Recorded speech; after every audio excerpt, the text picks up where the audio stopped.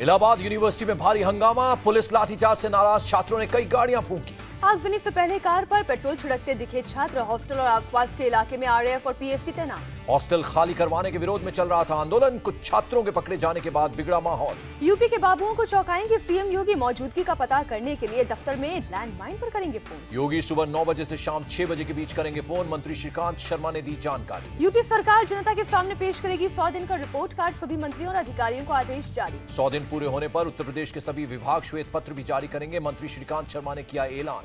दिल्ली सरकार महापुरुषों के नाम पर होने वाली छुट्टियां रद्द करेगी। दिल्ली के डिप्टी सीएम ने मुख्य सचिव को दिया आदेश। सिसोदिया ने छुट्टियों पर योगी सरकार की पहल की तारीफ की। कहा दूसरे राज्यों से सीखने की जरूरत। मध्य प्रदेश के ढिंडोरी में नर्मदा सेवा यात्रा में शामिल हुए यूपी के मुख्यमंत्री योगी आदित्यनाथ। नमामि नर्मदा प्रोजेक्ट की तारीफ की। योगी आदित्यनाथ ने कहा, शिवराज से सीखने आया हूं। नर्मदा की तर्ज पर यूपी में आगे बढ़ाएंगे नमामि गंगे प्रोजेक्ट।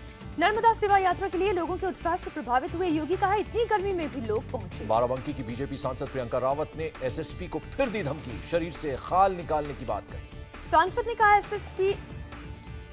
ने कहा एएसपी अखिलेश राज में काट चुके हैं मलाई। अब राज्य में बीजेपी की सरकार। कश्मीर में पुलिस को बड़ी कामयाबी। अनंतनाग में बैंक डकैती के दौरान एक आतंकी को जिंदा पकड़ा। 2 आतंकवादियों ने जेके बैंक में घुसने की कोशिश की थी। दूसरा आतंकी फरार। पकड़ा गया आतंकी मुनीब अहमद माला शोपियां का रहने वाला। कहा, मुझे नहीं चलाना आता बंदूक। पीएम मोदी से मिले गृह मंत्री राजनाथ सिंह। सुकमा हमले के बाद ताजा अपडेट पर किया ब्रीफ। कुपवाड़ा में शहीद कैप्टन आयुष यादव का पार्थिव शरीर पहुंचा कानपुर। श्रद्धांजलि के लिए लोगों का लगा तांता।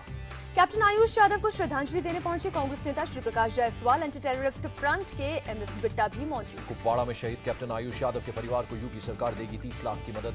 श्रीकांत शर्मा का ऐलान। अखिलेश यादव पहुंचे कानपुर। शहीद आयुष यादव के परिवार का बढ़ाया हौसला। अखिलेश ने कहा, सरकार को सोचना होगा सीमा कैसे रहे सुरक्षित। देश में एकता पर दिया जोर।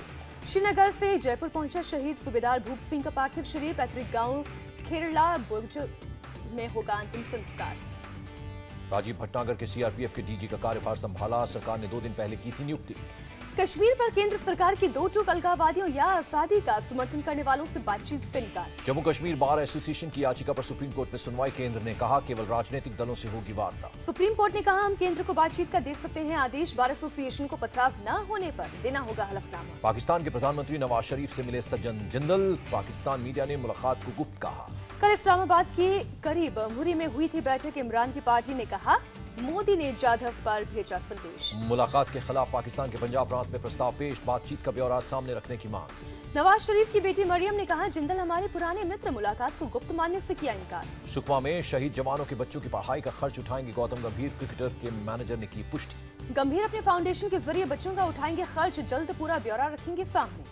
जम्मू में कश्मीरी पंडितों का प्रदर्शन। घाटी में पुराने मंदिरों के साथ छेड़छाड़ का आरोप। साउथ कश्मीर के ब्राकशिक मंदिर में 2 दिन पहले हुई थी वारदात। कश्मीरी पंडितों ने मंदिर में सुरक्षा की मांग की।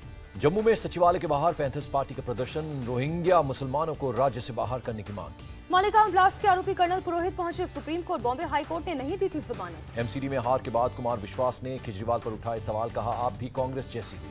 इंडिया टीवी से बातचीत में बोले कुमार विश्वास, ईवीएम एक मुद्दा है पर इस कारण नहीं हारे। कुमार विश्वास ने टिकट बंटवारे में गड़बड़ी को बताया एमसीडी में हार की बड़ी वजह जनता तक नहीं पहुंचा पाए बात कहा। कुमार विश्वास ने बीजेपी में जाने से किया इनकार। कहा, दूसरे दलों में बोलने की इतनी आजादी नहीं। संजय सिंह का कुमार विश्वास पर पलटवार। कहा, मीडिया में बोलने से कुछ नहीं होगा हासिल। दिल्ली के विधायकों से एक कर मिले केजरीवाल। एमसीडी चुनाव में हार की पूछी वजह। केजरीवाल से मिले दिल्ली आप के नए संयोजक गोपाल राय। संगठन में बदलाव पर चर्चा की खबर। जेटली ने बैलेट पेपर से चुनाव की मांग को पुराने दिनों में लौटने जैसा कहा। मुद्दे से भटकने का आरोप।